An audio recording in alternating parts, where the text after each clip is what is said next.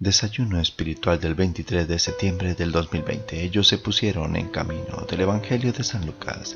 En aquel tiempo Jesús reunió a los 12 y les dio poder y autoridad sobre toda clase de demonios y para curar enfermedades. Luego los envió a proclamar el reino de Dios y a curar a los enfermos, diciéndoles: no llevéis nada por el camino, ni bastón ni alforja, ni pan ni dinero, tampoco llevéis túnica de repuesto. Quedaos en la casa donde entréis, hasta que os vayáis de aquel sitio. Y si alguien no os recibe al salir de aquel pueblo, sacudíos el polvo de los pies, para probar su culpa. Ellos se pusieron en camino y fueron de aldea en aldea, anunciando el evangelio y curando en todas partes. Palabra del Señor. Cristo nos participa de su misión.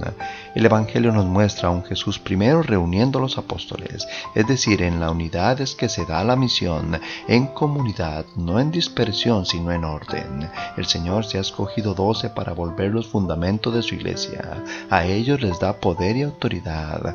Es la jerarquía que Él mismo inicia, no para entronizarlos en las estructuras de poder de la época ni las de ahora, sino para servir. La continuidad y extensión de su misión sería delegada a sus apóstoles en primera instancia para que fueran los últimos en el reino, en la condición de ser servidores de todos, tal como Cristo se hizo último, abajándose y desprendiéndose de su condición divina para que nosotros nos enriqueciéramos con su pobreza, y así devolvernos al plan original de Dios y a la condición nueva y definitiva de ser hijos en el Hijo. La dignidad humana solo se alcanza en la divinización del ser en Cristo Jesús, que pasa por la misión que tiene como fundamento la unidad, y el objeto de tal misión es el mundo, y el mensaje es el reino que se anuncia desde el testimonio, porque el anuncio no nace de lo conceptual.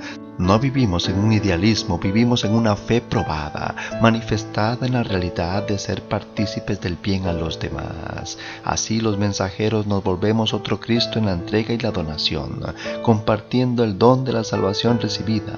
Pero el Señor advierte como en clave de moderación cómo se ha de llevar a cabo tal misión ante el poder y la autoridad concedidos. Es que corremos el riesgo de creernos los actores principales de la salvación, apropiarnos de las concesiones de Cristo y de su misericordia de participarnos en su misión para alzarnos a nosotros mismos, para darnos las demás, para empezar a querer resplandecer con una luz que no nos pertenece. Somos reflejo, no fuente.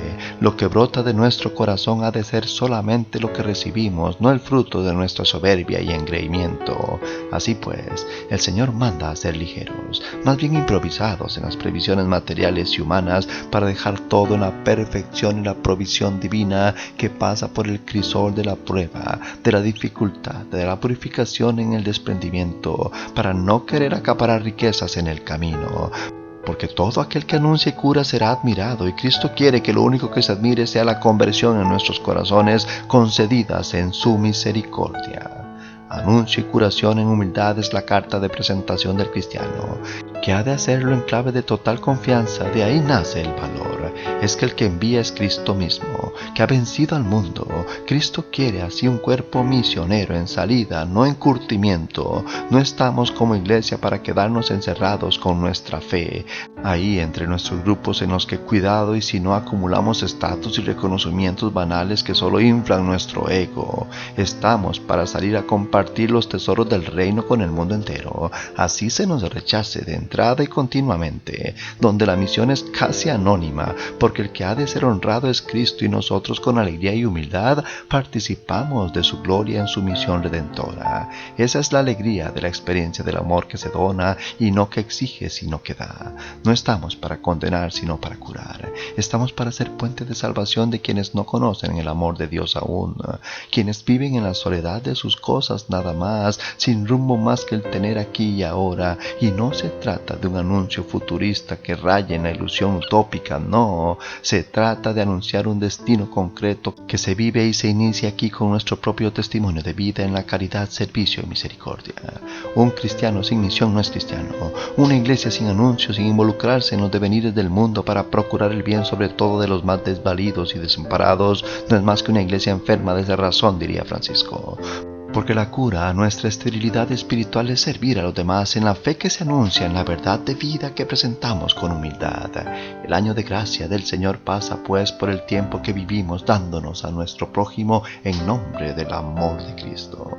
Hoy me pregunto, ¿participo de la misión redentora de Cristo llevando el bien en el servicio a los demás? ¿O mi fe es un asunto de rezos y misas sin salir, sin riesgos, sin broncas? Señor Jesús, tú que has venido para participarnos desde nuestra propia conversión en tu misión redentora, que podamos como iglesia ser testimonio y sacramento de salvación, que mostremos al mundo las verdades del reino desde el servicio y en conversión constante, que tu santidad sea manifestada en nuestro servicio a los demás, que nace de un corazón amado por ti, porque es en tu fuente de generosa compasión que podemos animar a otros a encontrarse contigo, para así juntos caminar hacia ti en el bien al mundo entero. Amén. Feliz día.